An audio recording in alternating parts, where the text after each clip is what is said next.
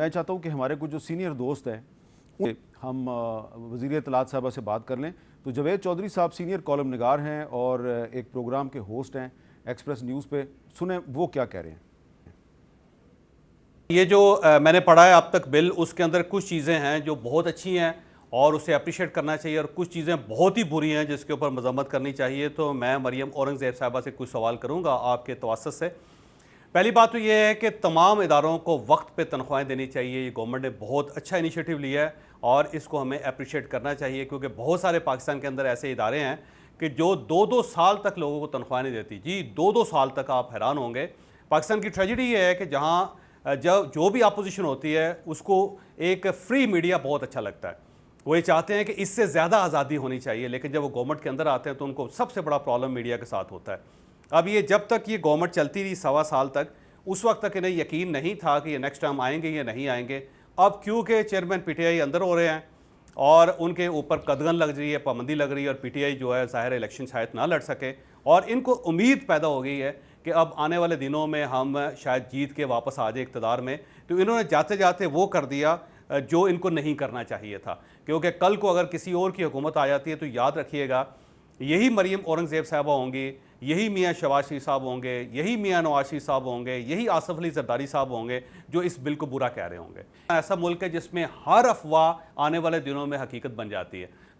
تو اب کوئی بھی خبر آپ دیکھ لیں، آج آپ یہ خبر دے دیں کہ میاں شہباز شریف صاحب اگلے پرائم منسٹر ہیں، تو اس وقت آپ کو فیک نیوز لگے گی، لیکن یہی فیک نیوز 15 دن کے بعد آپ کو سچ ثابت ہو جائے گی. اچھا آگے مس انفارمیشن اور ڈس انفارمیشن. اب اس کی میں بھی ایک مثال دیتا ہوں آپ کو. آپ نے کہا تھا آپ سوال نہیں کریں گے، میں سوال پوچھواؤں گا. میں ایک مثال دینے اب آپ ڈبل سوال ایک بندے سے کریں. نہیں آپ سوال کریں. میں اکٹھا دوں گی جواب. ہاں دیکھیں کہ پچھلے سال جب سائفر کا ایشو شروع ہوا اور ابھی پی ٹی آئی کی حکومت تھی، تو میں نے یہ خبر دی کہ سائفر جو فارن آفس نے پرائم منسٹر کو بھجوایا تھا وہ غائب ہو گیا. تو فارن آفس نے تردید کر دی. حالانکہ میں نے خبر دینے سے پہلے ان کو کہا کہ یہ آپ کے پاس ہے یا نہیں ہے. اوکے آف دی ریکارڈ آپ صحیح کہہ رہے ہیں، آن دی ریکارڈ ہم نہیں مانیں گے. اچھا اب جب انہوں نے تردید کر دی تو کچھ لوگ کہہ رہے ہیں یہ خبر غلط ہے، کچھ لوگ کہہ رہے ہیں صحیح ہے. 3-4 مہینے کے بعد خود ہی جو ہے وہ پی ٹی آئی نے کہا ہاں جی وہ ہم سے غائب ہو گیا. تو اب بہت سی خبریں ایسی ہوتی ہیں کہ اس میں آپ جو اس کا موقف نہیں دے سکتے. فارن آفس جو ہے وہ موقف دینے کے لیے تیار نہیں ہے، تو میں ان کو فورس تو نہیں کر سکتا. مجھے پتا تھا خبر صحیح ہے، میں نے خبر دے دی.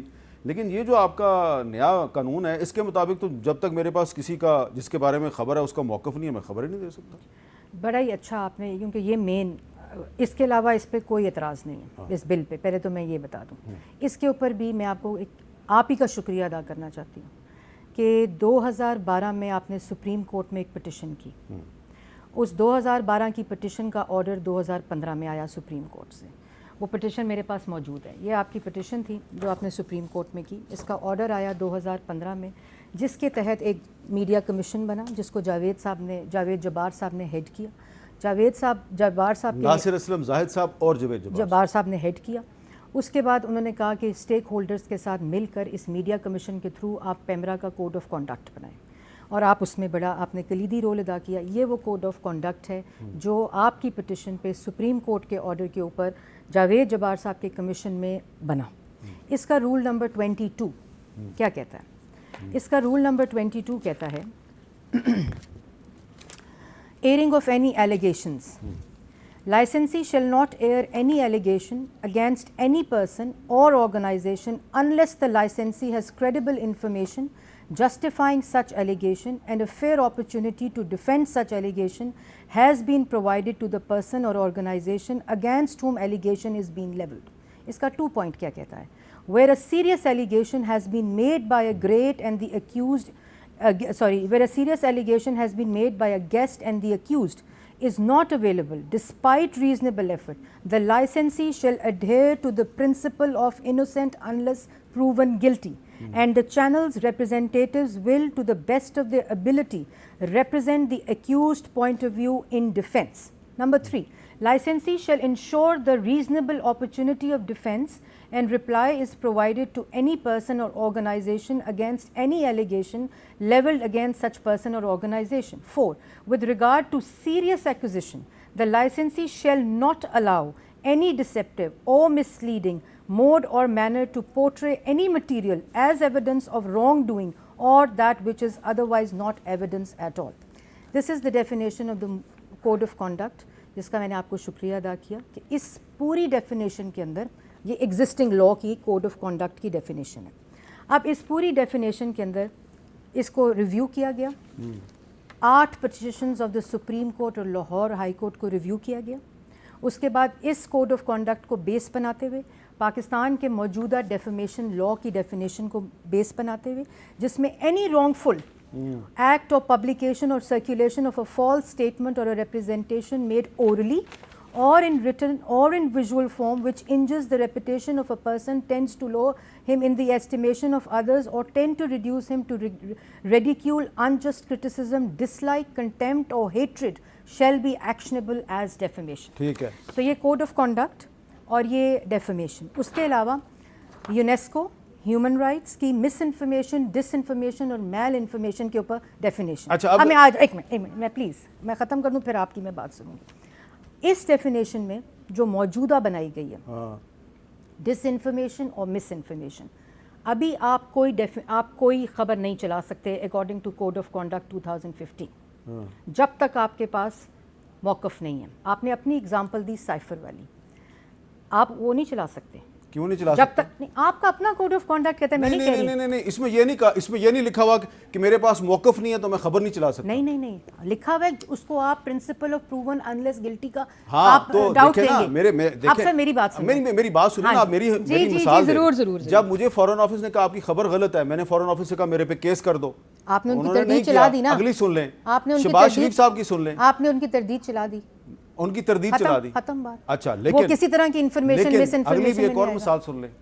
2018 में इलेक्शन से पहले मैंने ये खबर दी कि जनरल बाजवा जो है वो कुछ और जर्नैलों के साथ मिलकर शहबाज शरीफ साहब को कह रहा है कि आप हमारे प्राइम मिनिस्टर बन जाएं बशर्ते कि आप नवाज शरीफ का साथ छोड़ दें.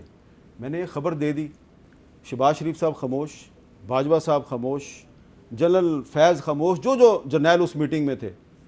2 साल तक मुकम्मल खामोशी रही. अब शहबाज शरीफ साहब खुद कहते हैं जी मुझे ये ऑफर हुई थी, मैंने इनकार कर दिया. मैं तो देखिए तो अब मैं अगर उस वक्त मेरे पास मौक़िफ़ नहीं, अगर मेरे पास मौक़िफ़ नहीं, मैं खबर ना दूं तो वो आपकी नहीं. बात ये है कि अगर आपकी वो खबर को कोई चैलेंज काउंसिल ऑफ कंप्लेंट में शहबाज शरीफ साहब अगर एप्लीकेशन दे देते कि हामिद मीर साहब मेरी खबर गलत चला रहे हैं तो वो आपका मौक़िफ़ आ जाता. अब मैं आ जाऊं इस पे जरा अब जो मौजूदा कानून पे अभी खत्म नहीं हुआ, अभी खत्म नहीं हुआ. आप कानून पे आ जाए ना. कानून में ये जो आपने जो कोड ऑफ कंडक्ट चलाया है अभी जो आपने बताया, इसको जरा देखें ना. ये मैं आ रही हूँ. इसी कोड ऑफ कॉन्डक्ट में जहाँ और डेफेमेशन में कहीं भी ये नहीं है कि अगर मैं एक सहाफ़ी हूँ और मैंने अनइंटेंशनली मिस्टेक से ये खबर चलाई है जो मिस इन्फॉर्मेशन है तो वो मुझे कोई सज़ा वो उसी इसके मुताबिक वो उसी ब्रैकेट में आती है. अच्छा, लेकिन अब हमारी डेफिनेशन के मुताबिक आप कानून पे आ जाए ना, जो भी आपका ये कानून है. नहीं, आप मैं जरा उर्दू में लोगों को समझाना चाहता हूँ. नहीं, पहले मैं अंग्रेजी और उर्दू दोनों में समझा दूं, आप देखिए फिर ना, आप समझा दें. देखिए ना इसकी जो इस कानून का जो सेक्शन 2 है, ठीक है, इस सेक्शन 2 के आगे चल के आपने ये शीन अलफ एक नई शिक शामिल की. आपने मैं ये दिखा रहा हूँ, ये मेरे पास है, ठीक है. हाँ जी. इसमें ये कह रही है जी कि ये जो कानून है इसकी शदीद खिलाफ वर्जी से इस ऑर्डिनेंस की खिलाफ वर्जी या इस्लामी जमहूरिया पाकिस्तान के दस्तूर के आर्टिकल 19 की खिलाफ वर्जी मुराद है.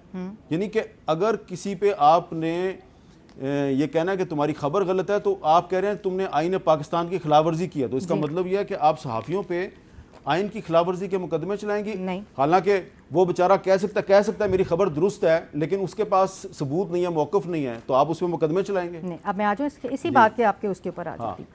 जो आपने आर्टिकल 19 की बात की, जो आपका ऑर्डिनेंस है इस वक्त, ऑर्डिनेंस 2002 जी, उसके अंदर जो आपकी आर्टिकल 19 का सेक्शन है वो मौजूद है. अगर आप उसमें जाएं, आर्टिकल 19 आ गया जी, मौजूद है. लाइसेंस टू ब्रॉडकास्ट और ऑपरेट, या पढ़े ना. आर्टिकल 19 का पूरा The reproduce authority shall have exclusive right to issue licenses for the नहीं establishment. लाइसेंसी नहीं, आर्टिकल इसका आर्टिकल 19 नहीं, हाँ। जो हमारा कॉन्स्टिट्यूशन पाकिस्तान का का, आर्टिकल 19 अच्छा, है अच्छा। वो ऑलरेडी इसका पार्ट है। चले ठीक है, अब मेरी बात सुन लें प्लीज। आपने बात की इस लॉ के अंदर, पहली बात कुछ मुख्तलिफ नहीं है एक्सेप्ट कि हमने इस डिस इन्फॉर्मेशन और मिस इन्फॉर्मेशन की डिफ्रेंसिएशन डाल के उस डेफिनेशन जो कि कोड ऑफ कॉन्डक्ट में एग्जिस्ट करती है उसको हमने थ्रेशोल्ड को बढ़ा दिया है कि डॉक्यूमेंट्री एविडेंस से ये प्रूव हो कि इस बंदे ने गलती से चला दी, गलती से खबरें चलती हैं, ज़राए से खबरें चलती अच्छा, हैं। इस पे जरा एक और भी एक मैं ख़त्म कर लूँ आखिरी बात। और डिस इन्फॉर्मेशन जो है जिसके अंदर भी सिवियर वायलेशन नहीं है, किसी किस्म का कोई क्रिमिनल सज़ा नहीं है, उसके अंदर भी हमने उसको दे दिया है, एक कैवियट डाल दिया जो मैं आपके सामने पढ़ना चाहती हूँ, जो किसी कानून में इस वक्त नहीं है, सिर्फ इसके अंदर है जिसको आप लोग काला कानून कह रहे हैं, बाकी किसी के अंदर ये इंटेंट की बात नहीं है कि अगर उसकी इंटेंशन मिसलीडिंग हो, फैब्रिकेटेड हो, मैनिपुलेटेड हो, क्रिएटेड हो और उसके अंदर भी वो मौक़िफ़ ले ले, चला ले खबर। अच्छा, और फिर अगर उस पर भी कंप्लेंट जाती है तो डॉक्यूमेंट्री एविडेंस के साथ उसको प्रूफ करना होगा। इस वक्त मौजूदा किसी भी कानून, किसी भी कोड ऑफ कॉन्डक्ट में इंटेंट की डिफरेंशिएशन है ही नहीं, पहली दफ़ा ऐड की गई है।